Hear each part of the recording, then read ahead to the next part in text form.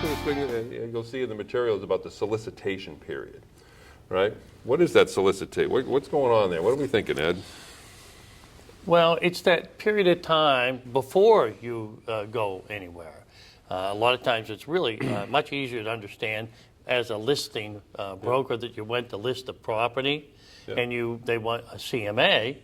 That's in that solicitation period. They haven't hired you yet. You're really there for the job interview. A job interview, and we haven't, you said free CMA, correct? Right. So we haven't done anything yet with the expectation of being paid. Right. And that, you'll see in the handout in the course material, what can occur is misunderstood, I think, in this period, and it gets more misunderstood on the buy side, which is what we're going to focus on today. You mentioned a great seller side example, which is the ringy-dingy, the phone rings, and they're thinking about putting their property on the market, and they're asking about whether they'd come out and interview and give them a free opinion of value. Right. Haven't signed a listing agreement yet.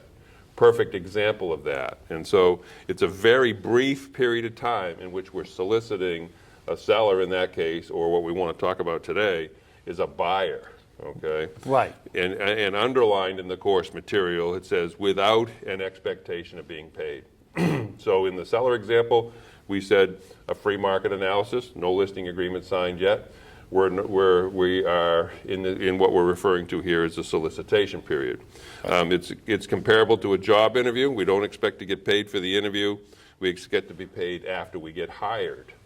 So can we consider ourselves, here's a key question in this program as we move to the buy side, can you consider yourself in the solicitation period for as long as it takes to have a signed agreement for representation? In a word, no. There's going to be an end to that. Soon. That period, and that it's after all, we're still trying to get the buyer to become a client. If we're doing anything with the expectation of being paid, this solicitation period that we are talking about has ended, and we become a transaction broker. The first thing that we'll talk about after this is transaction brokerage. We don't have a seller client, we don't have a buyer client, we didn't get. We don't have a signed agreement by either one of those parties. So in that situation, we've now moved into transaction brokerage. We've moved out of the solicitation period. From selling ourselves to expecting some sort of compensation on what we're going to do. And as we're talking about here, once you begin offering brokerage services with the expectation of being paid. So I'm asking myself all the time, do I expect to be paid for this? Do I expect to be paid for a free market analysis for a seller that might list with me? No. Do I expect to be paid if I'm showing property to a buyer who then asks me for some client level service? Kind of, yeah. If I'm showing property, I'm kind of thinking I might get paid for that. And so I've moved out of that solicitation period that we're talking about here. At this point, if you have no written agreement for representation, you are one of the following. And those following choices are a transaction broker or a seller agent with a buyer customer if the buyer contacted you about a seller client's property. Right. So I'm sitting with a buyer for the first time. I think I'm trying to solicit them, and they are now asking me to do something that I would typically do with the expectation of being paid, such as show property. For example, there's one example. We'll talk about a few more here in just a moment.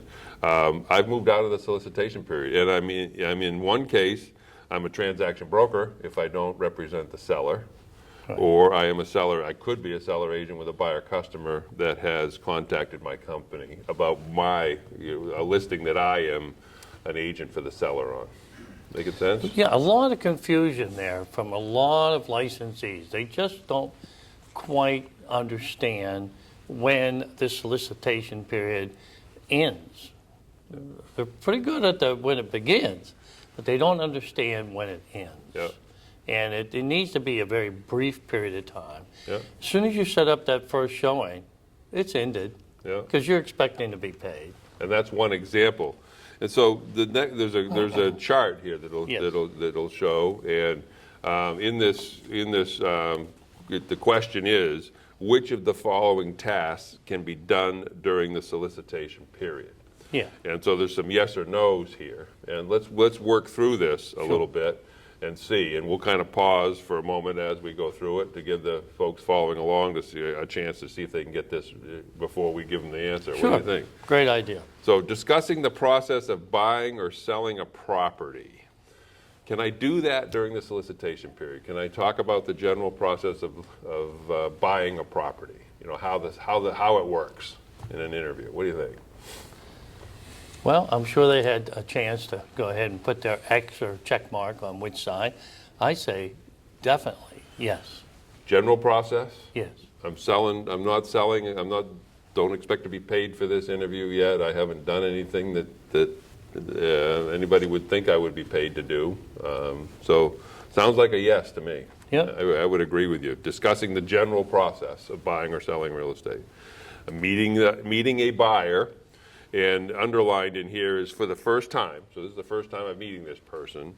And the buyer requests a CMA on property they saw at an open house. Mm-hmm. And I think I'd just like to clarify, it's my understanding that you did not show them that at the open house. So without you? Without you at Yeah. the open house. So they've seen a property at an open house prior to seeing you, and they're coming and talking to you, okay? And they're soliciting you. So you haven't shown a house yet, you haven't been in the multiple listing service, you're talking generally, and they say, hey, by the way, I went to an open house. Could you, are you still in, In the solicitation in the period? solicitation period, yeah. I would say yes, definitely yes. It could be a rare time this would happen, but yes. Yep. And so what we haven't done, I think it's extraordinarily rare. We've both been doing this for almost for 40 years here. And Right. the point in time is that typically buyers aren't asking me for a market analysis, a CMA, on something that I haven't shown them. They're asking me for a CMA when I'm showing them the property, which is a different scenario. Or that we haven't already established some relationship with them. Yeah. So, yeah. And so in this case, definitely you could give a CMA in that case. In that case. Now, how about in the next case here, you're meeting a buyer for the first time at a property showing. So the question is, can we meet a buyer at a property during the solicitation period? I say no, because they've made a decision either to work with you in some sort of relationship. And we haven't talked, it doesn't say here what the relationship is, but Right. what is in this statement here is that there's a property showing, correct? I am showing property, okay? Am I still in the solicitation period? The answer is an unequivocal no. I've moved out of the solicitation period because I'm showing property, and I'm not going to try to argue with anybody that I don't expect to be paid for property showings that I do. Right. Make sense? Absolutely. So I've moved out of it. I'm a transaction broker at this point. I'm not in this period of time where I could give a free opinion of value because I've done something now with the expectation of being paid. I'm a transaction broker. I'm not in the solicitation period. Certainly. Can you show property as a transaction broker? Yes, you can. But the challenge is that in this case, I'm not in the solicitation period. Telling a buyer that you met for the first time at a showing what you think the property is worth. So I'm at the showing. What's the next thing they're going to ask me once I show them property? Yeah, The first what- listing, what are they going to ask What me? do you think it's worth, Ed? Everybody's done that, right? Hey, Absolutely. what do you think of the value? What do you think of the neighborhood? They're starting to chat you up, Right, yeah. So, no, the solicitation period has ended. Which of the following tasks can be done in this solicitation period? Meet them at the property for the showing? No. Telling them what you think it's worth? No. Isn't there a free CMA rule, that I can give one free CMA, Yeah, but that's way back, not at this period of time. The one CMA rule ends at the end of the solicitation period. Right. It ends when I do anything with the expectation of being paid. I've shown the property, that's ended. So when they tell me what do you think the property's worth, I'm going to say, that's a great question. Right. Right now, you're a customer. Remember that real estate brokerage relationships form, which we'll discuss in a little bit here. Right. It's a different conversation. So the answer to the 1, 2, 3, 4th bullet there is no. Correct. Looking at and these next two are interesting. Looking at and discussing properties with a potential buyer on a multiple listing service. So you haven't shown them property yet, but you've moved from the general process of selling real estate. So now you're thumbing through, you're clicking through the MLS, and you're talking about what do you like, bedrooms, what towns you like. You know, you're working through the MLS with a buyer, discussing properties. Am I still in the solicitation period? No, because I am doing things that I'm going to expect to be compensated for. I've moved into selling real estate. Absolutely. I've moved from selling myself to selling real estate. Sure. There's an aha. Once I move from talking about the company that I work with and my experience, Yes. and I go into the MLS and start poking around with the buyer, I'm selling real estate. I do that with the expectation of being paid. I need a real estate license to do it. I'm out of the solicitation period, so the answer would be no. The final one there is setting up search criteria for property listings to be automatically emailed to a buyer. Is that another thing we do routinely with consumers? Brokerage. Yeah, it's called brokerage. You know, the whole goal of all of the marketing that you're doing is to get into touch with people, then you could get them set up like this.